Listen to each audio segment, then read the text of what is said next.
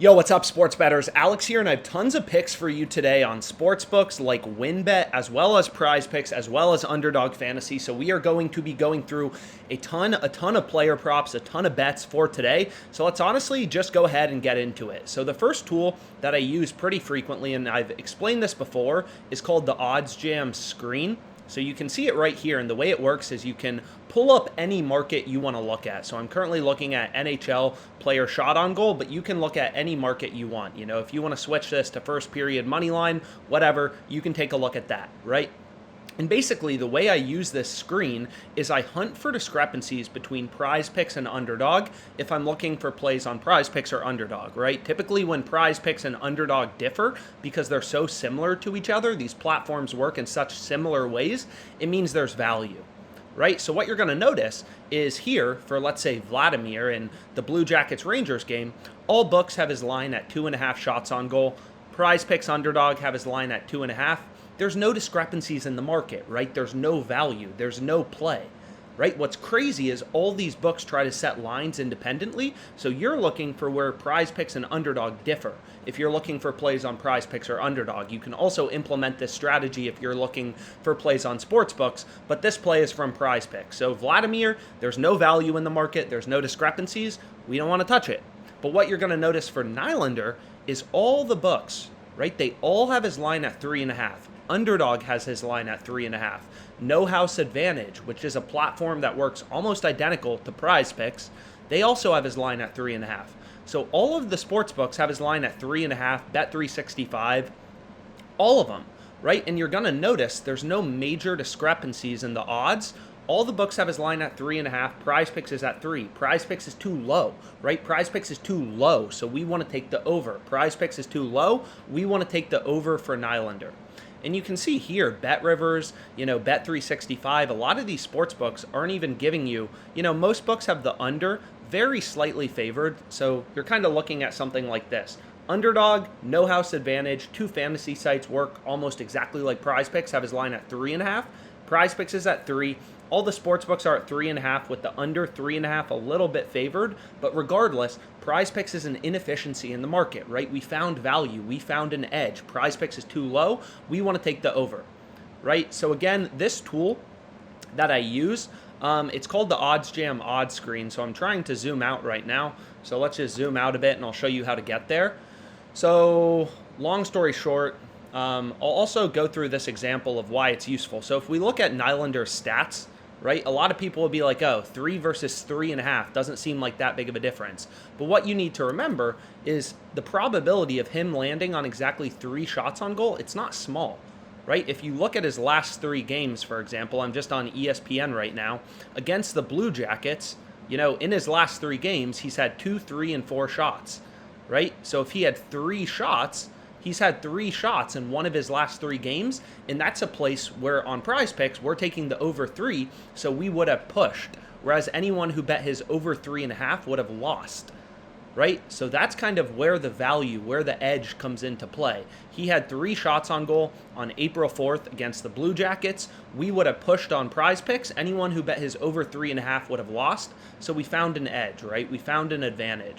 So that's one of the first plays I went with. Sorry, my internet's a little slow, but let's go here. So again, this tool is just called the OddsJam Odds Screen. So I'm trying to pull it up right now, but internet's just a little slow. But you can see right here, you just go to Screen, Odds Screen, and that brings you here, and then you can look at any sport, any market you want. But regardless, Nylander, PrizePicks has his line at 3, all the books at 3.5, slight juice towards the under, Underdog's at 3. Long story short, PrizePicks is too low. We want to take the over. Now here you can see an MLB play. No different. PrizePicks has Jordan Montgomery's line at 5. All the books are at 5.5. Underdog Fantasy is at 5.5. PrizePicks is too low. We want to take the over for Montgomery, which you could kind of see here. If I can figure out this mouse and get this internet working a bit faster, so annoying. But what you can see here is I ended up taking Montgomery over 5 strikeouts in my entry. So long story short, 2 plays that I found on the OddsJam Odds Screen. So what we can do next is, again, I always like to kind of explain how PrizePicks works because it's really important, is when you look at sportsbooks, like this is FanDuel right here, right? When you look at sportsbooks, they have a bunch of odds, right? There's a bunch of odds. There's a bunch of numbers. You look at PrizePicks, there's no numbers, right? There's literally no numbers on this website. So the way that PrizePicks works is it's a fixed payout platform. Any two picks you select, here I have an MLB pick, I have a soccer pick, any two picks you select, you're always getting a 3x payout. Doesn't matter if we take overs or unders, right? So it doesn't matter if you take overs or unders, you're always getting a 3x payout. It doesn't matter if we switch this to a different pick, you're still getting a 3x payout, right? So PrizePicks, they're not varying your payouts depending on if you select overs or unders. So I've shown this before, I've explained it before, but in a PrizePicks flex play, right? If you're winning your picks, so now we want to go over here, if you're winning your picks 55% of the time, so if you can hit your over-unders on PrizePicks 55% of the time, so you're winning 55% of these over-unders you select, you're losing 45%, your ROI in a 5 flex is going to be positive. It's going to be roughly positive 5%, right? So I'm literally just breaking down the math behind the payouts. I'll include this spreadsheet in the description so you can play with it, right? But if you're winning 57% of your picks, so if you can select your over-unders at a rate of 57%, win 57, lose 43, your ROI is now 19.3%. Whereas if you're hitting your picks 53% of the time, your ROI is going to be negative 8% roughly on PrizePicks. So long story short, on PrizePicks, all that matters is finding picks with an edge that are winning rough over 4.2% of the time. So you want to find picks that are favored to win, hitting 55, 56% of the time. Those plays are profitable in a 5 flex. That's all you care about. And again, that's because PrizePicks, they don't have juice, right? They don't vary your payouts depending on if you select overs or unders. It doesn't matter if we take Tanner over or under in our entry. It's not going to change our payout if we take his over or under, or if we switch him to a different player. So long story short, the strategy for beating PrizePicks is pretty simple.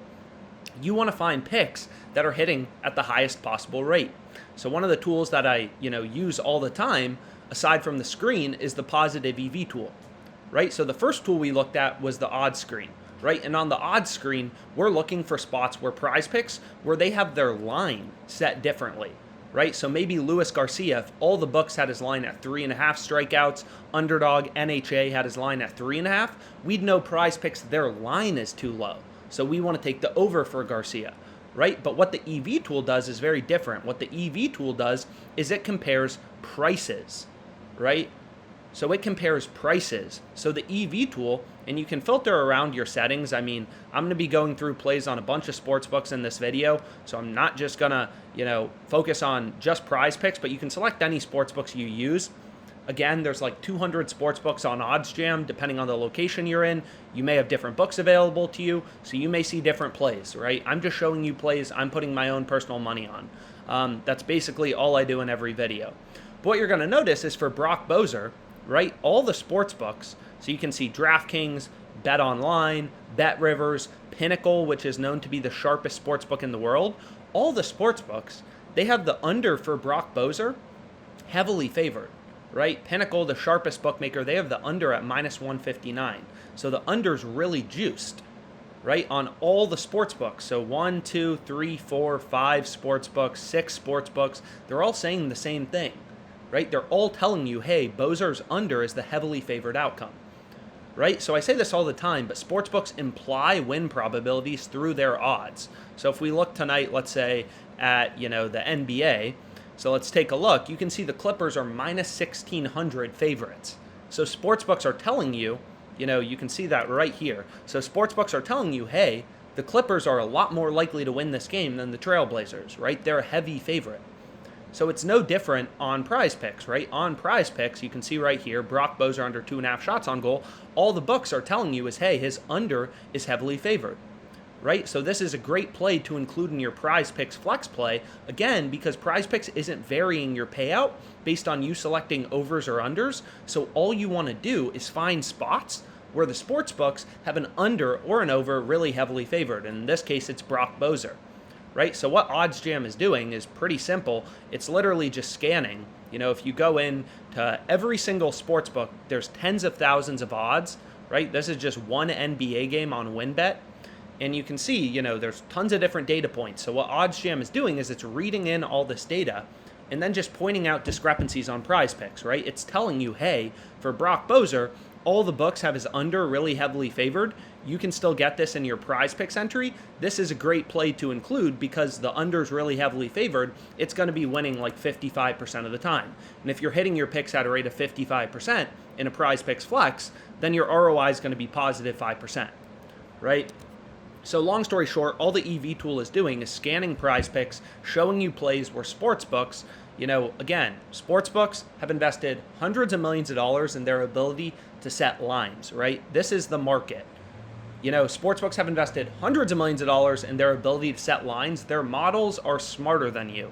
You have 1, 2, 3, 4, 5, 6. There are 6 sportsbooks. They're all saying roughly the same thing. His under should be heavily favored. You're not smarter than the sportsbooks. You're not smarter than the market. If the over should have been favored, every sharp bettor, every sports betting syndicate would hammer the over until the over was the favored outcome, right? If all the action starts coming in on the over, sportsbooks will move lines in favor of the over, right? This market is dynamic.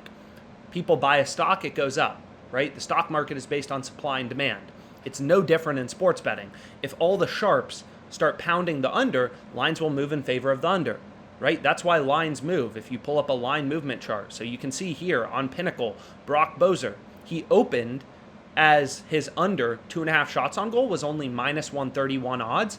Now it's all the way down to minus 159, right? So clearly they took a lot of action on his under and they move lines in favor of his under. So all that's telling us is, hey, his under is a lot more likely, right? And this is a great play to include in our PrizePicks slip. So all you want to do is hit the bet in bold that's highlighted in green. That's the play you want to go with on PrizePicks.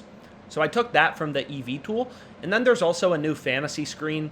So the same way you can find the odds screen. So odds screen, that's the first feature we looked at. Then we looked at the positive EV tool just now, right? And then there's the fantasy screen. So what the fantasy screen shows you is just plays that are profitable on PrizePicks, right? It just shows you these plays in green are profitable to play, because they're hitting at the highest possible rate, right? So you can see right here, Brock Bozer is 55% to hit. And, similar to the EV tool, the fantasy screen is recommending this play because all the sports books, right, all the data points in the market are telling us this under should be heavily favored. All the books are saying the same thing. Bozer's under should be the heavy favorite. So this is a great play to include in our PrizePicks entry. So the fantasy screen just kind of lays it out differently. It's currently free to use. It's in beta mode. And all you want to do is take the highest profit margin picks, all the plays in green. So this would be another great 5 flex, right? You could just include these 5 picks in green. Lane Thomas to score a run, Brock under 2.5 shots on goal. It's doing exactly, it's very similar to the EV tool, where it's just reading in all this data from PrizePicks, reading in all the data from the sports books, and showing you the plays with the highest likelihood of hitting. So long story short, let me just go through my PrizePicks slip and then we'll get on to Underdog Fantasy. So here's what I went with on PrizePicks. Jordan Montgomery over 5 strikeouts. That was from the screen. Nylander over 3 shots on goal. That was from the screen. Brock Bozer under 2.5 shots on goal. Kempe over 2.5 shots on goal. Tanner Hoke over 1.5 walks allowed, which is found right here, right? So those are the plays I ended up going with. Again, this market is dynamic. Lineup changes, weather changes, all sorts of things can move around line. Sharp action, right? Outsized demand for a specific bet. There's tons of things that cause lines to move. So you can see right here, long story short, you can just hit this refresh button to see the newest plays. As an example, so let's actually go over here. We can type in, there's a big fight tonight. We have Israel Adesanya versus Alex, and you can kind of see, I like tracking the line movements for big fights and stuff like that, and you can kind of see since opening on March 16th, Adesanya has gone from a minus 150 favorite to roughly minus 129 across the betting market. So action has been coming in on his opponent, right? People are betting against Adesanya. Lines are moving against him. He opened as a bigger favorite than he is now, right? So there's more action coming in on Alex Pereira compared to Israel Adesanya, right? So you can pull up line movement charts for really any sports book you want to look at, whether it's Bovada, whatever, and you can track the line movements. So Underdog Fantasy is another platform. So you can see right here, it offers fixed payouts, right? So you can see right here, any 3-pick entry, you're getting a 6x payout, right? So you can see right here, 100 to win 600. This doesn't mean 600 profit, it means 500 profit, right? So 100 to win 600 total, but that includes your entry amount. So you're betting 100 to win 500 in profit. So your total payout, if this play wins, would be $600, your $100 stake, and $500 profit. But what's really interesting about this is all I did was I took the top 3 plays from the fantasy screen, Yepes to get a hit, Ruiz to get a single, Verdugo to get a single, right? All of these plays are from the OddsJam Fantasy Screen. So again, the fantasy screen, you can use it for currently 6 different fantasy platforms. If you want any others added to OddsJam, just email me. I'll include my email in the description, or if you have questions about anything. And we try to add as many of these as we can so you can find the sharpest bets on PrizePicks, Underdog, every possible platform, right? And it's all done with data, right? There's no BS here. There's no inside knowledge about coaches, right? Data runs the world. It should run your sports betting. You're not smarter than the market, right? 99.9% of sports bettors bet with their gut. That's why 99.9% of sports bettors lose money and FanDuel's in business, because they're not betting with data. They're not following the market. They're not following the line movements. They don't know how to bet like a sharp. But what's really interesting here is you're going to notice if I create this entry on Underdog, Ruiz single, Yepes hit, Verdugo single, 3 picks. On Underdog, we're betting 100 to win $500 in profit. If you switch over to FanDuel, you're betting 100 to win $261 in profit. FanDuel is plus 261 odds. Underdog is plus 500 odds. 500 in profit versus 261 in profit, right? So the point is like a lot of people are like, oh, who really cares about line shopping? I can still be profitable even if I'm not searching for value. If you're placing this 3-leg parlay on FanDuel, you're getting half as worse of the odds compared to Underdog Fantasy. This play on FanDuel is horrible, right? They're literally giving you half of the profit compared to Underdog Fantasy. That's why it's critical to look for value in the market, right? You have to be finding an edge. If you're getting ripped off and you're placing bets like this on FanDuel, you're never going to make money. How are you going to make money? You're literally like an investor and everything you're buying is double the price. Or you're like a day trader and you have to pay 2 times more for every stock, right? If you don't understand these basic concepts like line shopping, looking for value, and you're placing bets like this and getting ripped off, you don't stand a chance, right? You're never beating the sports books. So anyways, Underdog Fantasy from the fantasy screen, that's a play you could go with. And I say this all the time, but sports betting, it's not going to be a linear path. You can see right here kind of like my profit graphs on Underdog Fantasy for 2022, 2023, stuff like that from Pickett, which is just some bet tracker. It's a verified bet tracker. So you can see right here, like Underdog's a big percentage of my profit, and it's all done finding plays like the one where we just saw, where we're getting a ton of value to the sports books, right? We're finding an edge, right? We're finding value in the market, discrepancies on Underdog. That's where all this profit comes from. But long story short, let's go ahead. Let's go through the 3-leg parlay that I have on WynnBet Sportsbook.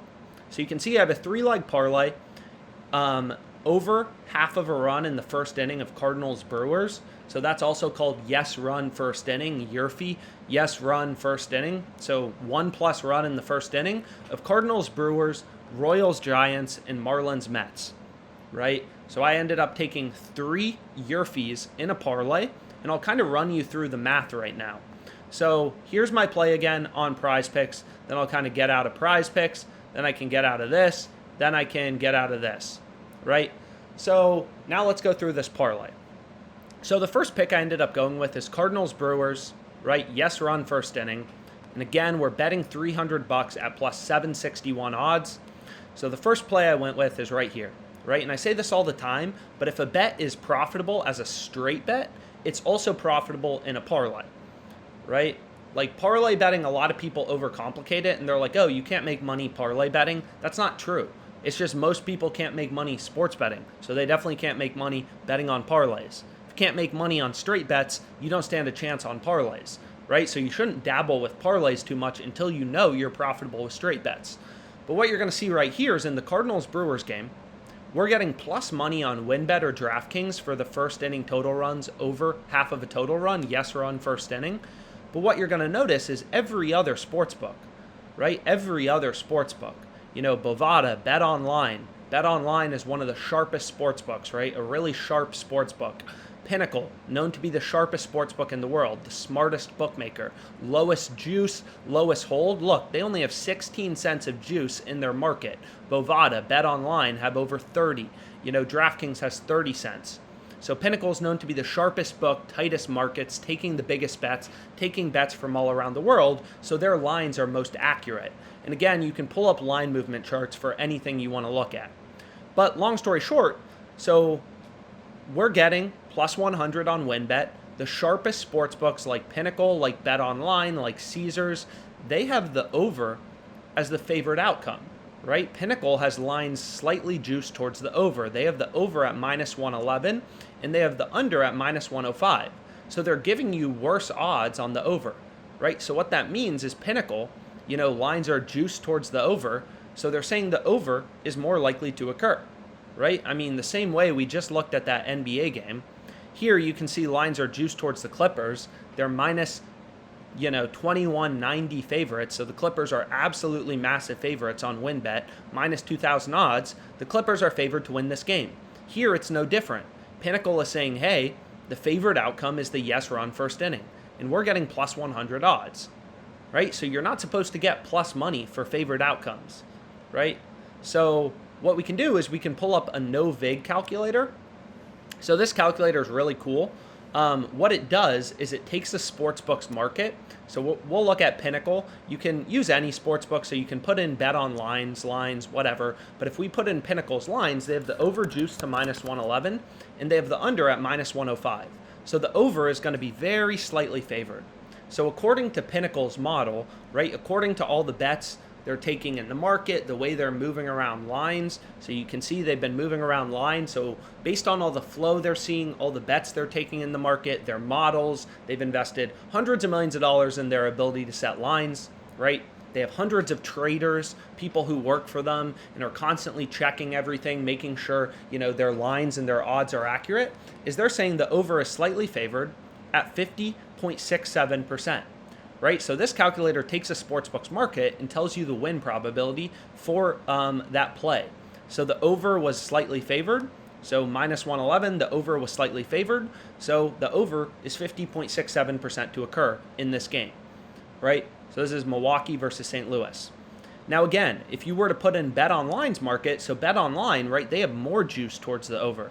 They're more juiced towards the over. So BetOnline, their model is saying the YRFI, the yes run first inning, is more likely than Pinnacle's model, right? BetOnline is the most bullish, the most aggressive on the yes run first inning. So if you put in BetOnline's market, minus 133, plus 100, BetOnline is saying, hey, Pinnacle said it's 50.67%, the yes run first inning, but we actually think, it's higher. We think it's 53.31%.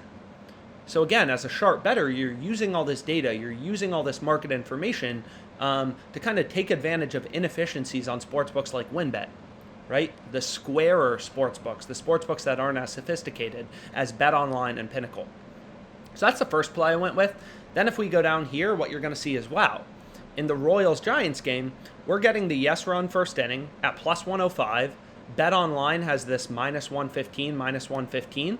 So again, BetOnline is a sharp sports book. So what they're saying is, hey, if they're giving you the same odds for the over and the under, these are equal and opposite outcomes, right? So if a sports book is giving you the same odds for the over and the under, the sports book's just saying they're equally likely, they're both 50% to occur, right? The over is 50%, the under is 50%.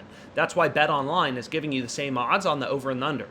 But you're going to see Pinnacle, which we're going to do for our calculations, they still have the over as the slightly favored outcome. So according to Pinnacle, minus 110, minus 106, they're saying the over is 50.45% to hit. And again, this is for the second play, the Royals-Giants game. So a little less favored, 50.45% versus 50.67%, but this time we're getting better odds on WynnBet. We're getting plus 105, not just plus 100.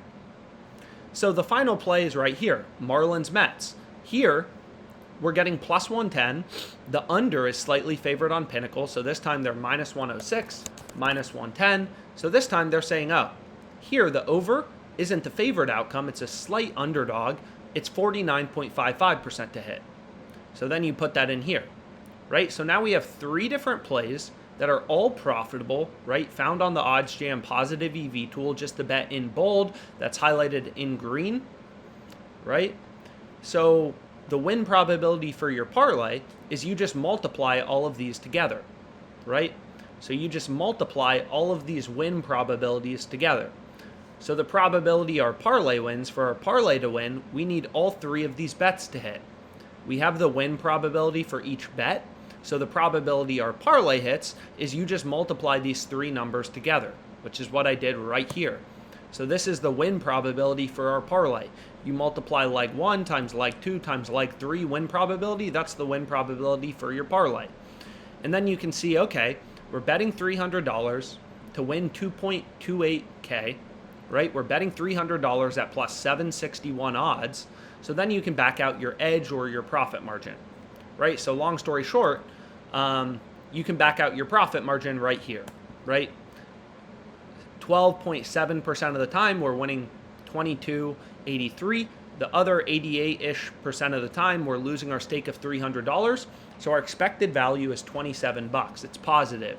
So I'll include this sheet in the description as well, so you can kind of run through how to back out the profit margin of a parlay. But that's the third play that I went with. So we went through PrizePicks Underdog WynnBet. Hopefully this video was helpful. I'll include my email in the description. Any questions? Let's make money.